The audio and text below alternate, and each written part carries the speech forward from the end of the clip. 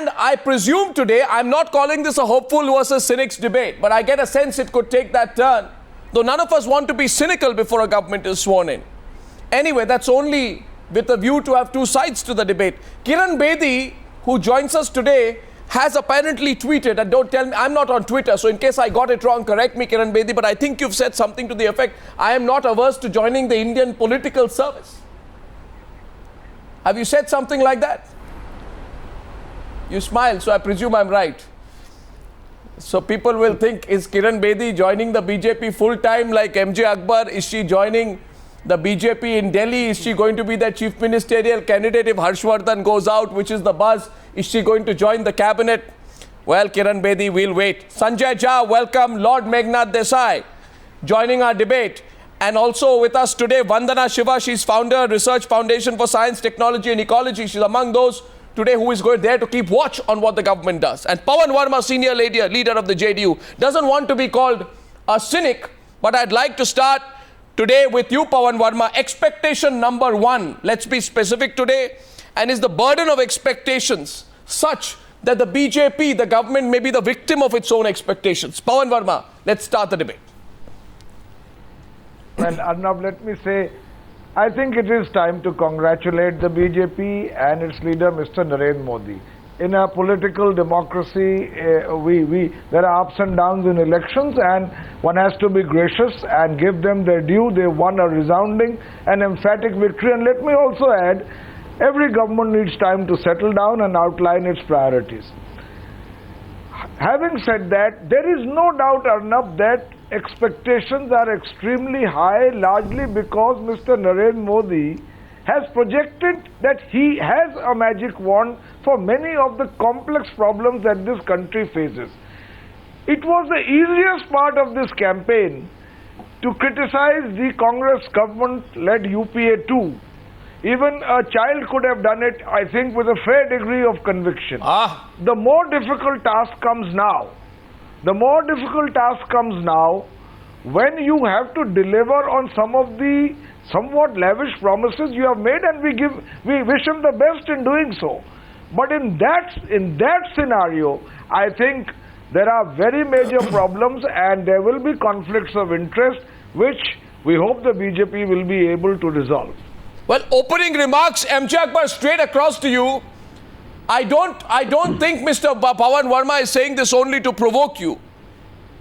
Though provoke you, he must have done when he says two things. That Narendra Modi has projected that he has a magic wand to solve all complex issues. I'm sure you noted the sarcasm of that.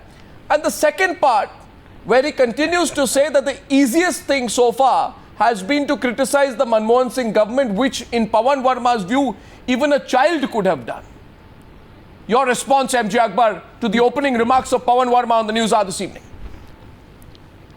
Thank you, Arnab. I just take Pawan's statement for what it is. But I'd like to change the metaphor. Metaphor not from the magician to the doctor. The Indian body politic, the Indian nation, is actually extremely ill. I mean, we don't need, I suppose Pawan's child would also recognize the ill health of the nation. And in this respect, you know, when you are in such a critical state, the first thing to do is actually to bring the fever down. So when the people say that they want rising prices to be brought under control, what they are saying really is first get the fever, the high fever, which is affecting, it's almost life-threatening. Let's get that down. Then after that, if there is any surgery required, if it's a physician's role, that we must see the doctor in our future Prime Minister come to the fore, then the economy can be nursed back to health, step by step, but quick step by step. I don't think we have very much more time, and you're right, the expectations are high.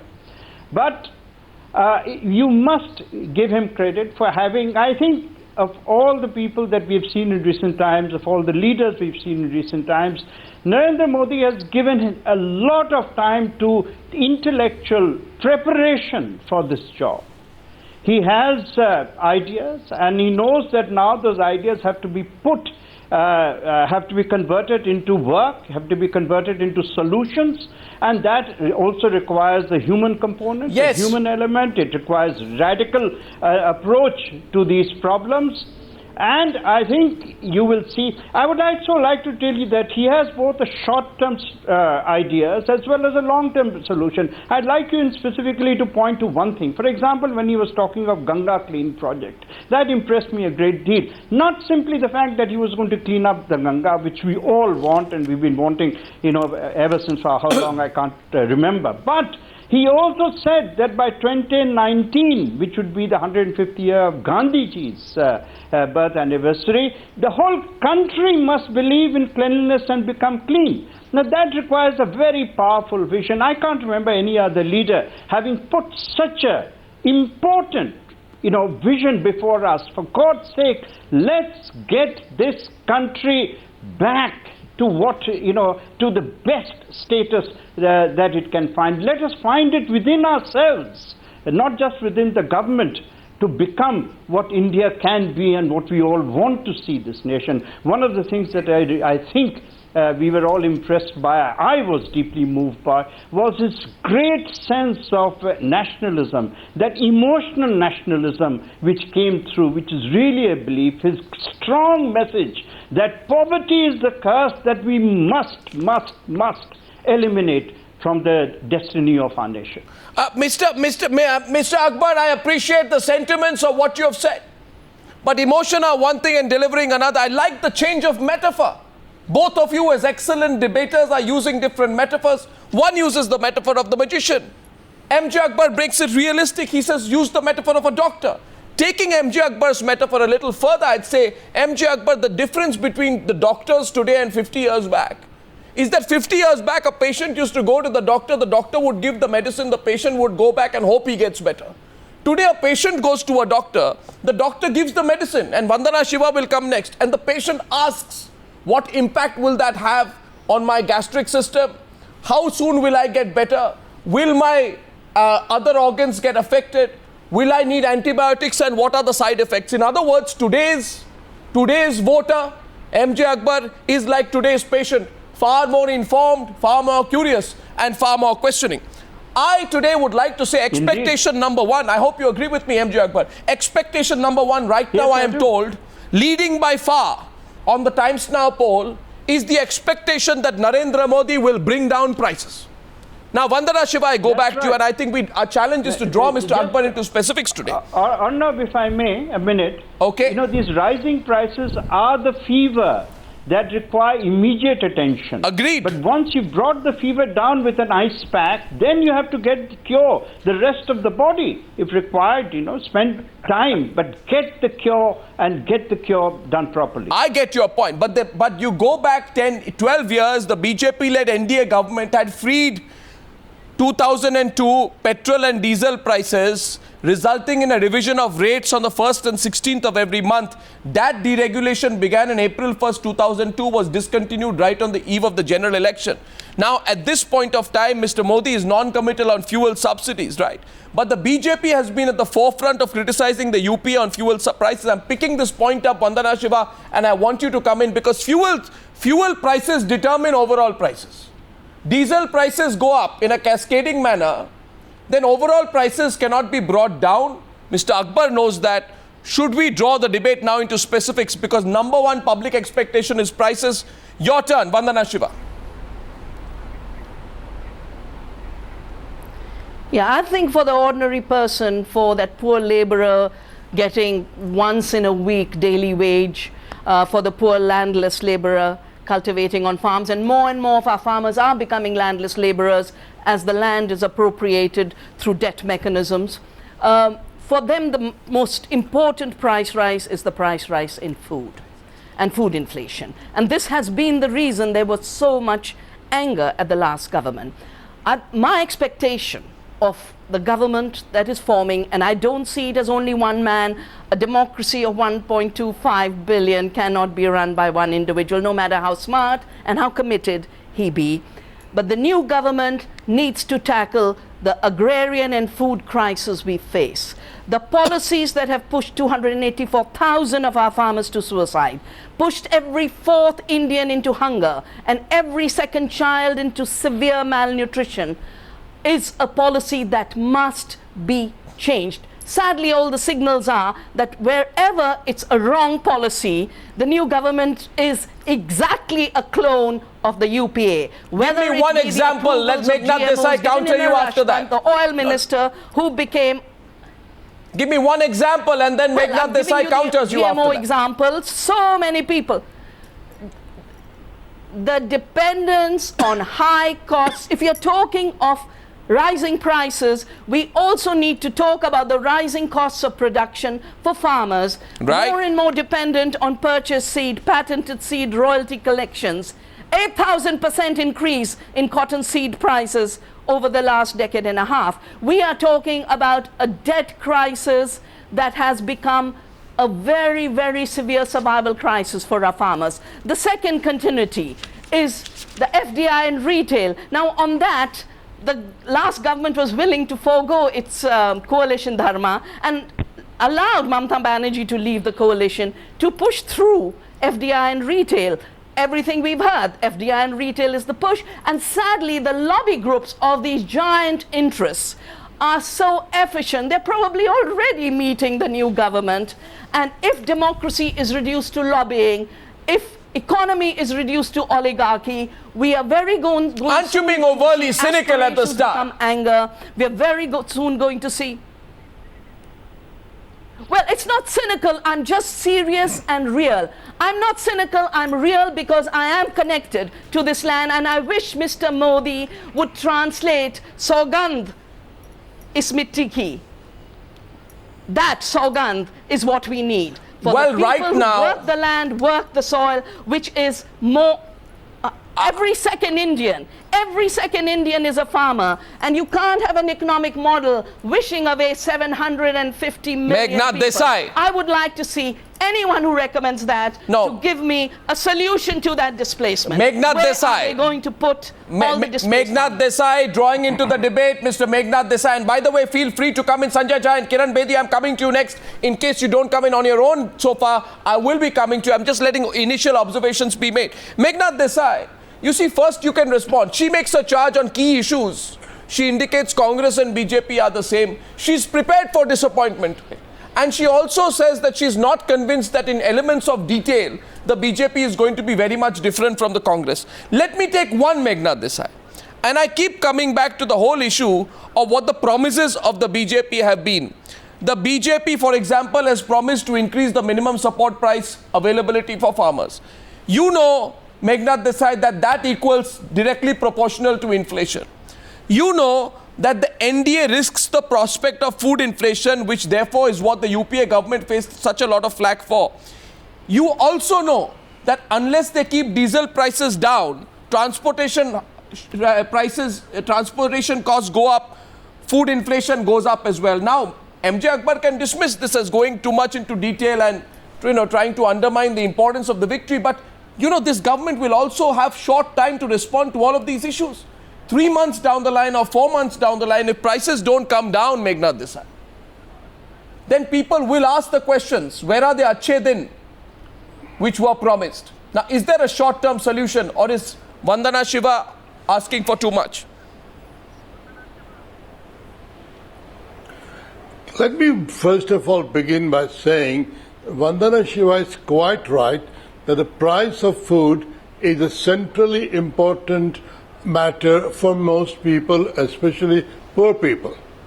And I think the first thing the government can do, without all the many other things Vandana Shiva rightly wants, is to release stocks of food grains which are there, which UPA2 failed to release, and therefore bring down the rate of growth of food prices and perhaps food grain prices as well.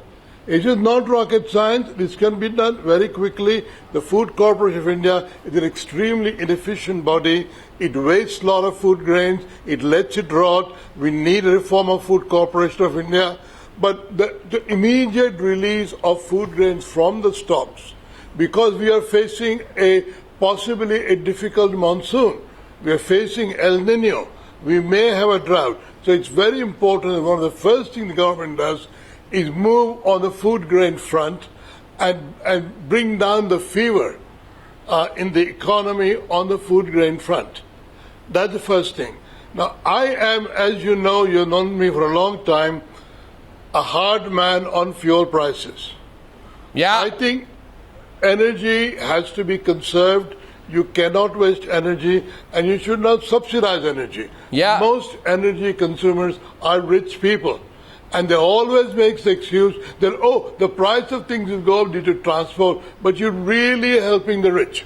So I am a great believer that whatever happens, we must increase the price of fuel in line with international prices so that Meghnad Desai, people want to see one second. It's one thing to be hard. And it's very important. It's one thing to be hard. It's one thing to be hard on issues. Given those two things, I am asking you today, does the government, does any government, the third thing is, no, Lord Mayor, now I'm saying, does any government have the luxury of being hard on issues after being voted it on the weight of public expectations like this one? I asked today, let me get, you say energy. Are you asking me or asking somebody else? I'm raising a broad question. I want this debate to open up. I'm out of My question is this. No, don't be out of it. My question is this. You say energy. I say you ask any average household what is energy. The first thing they'll tell you is LPG cylinders.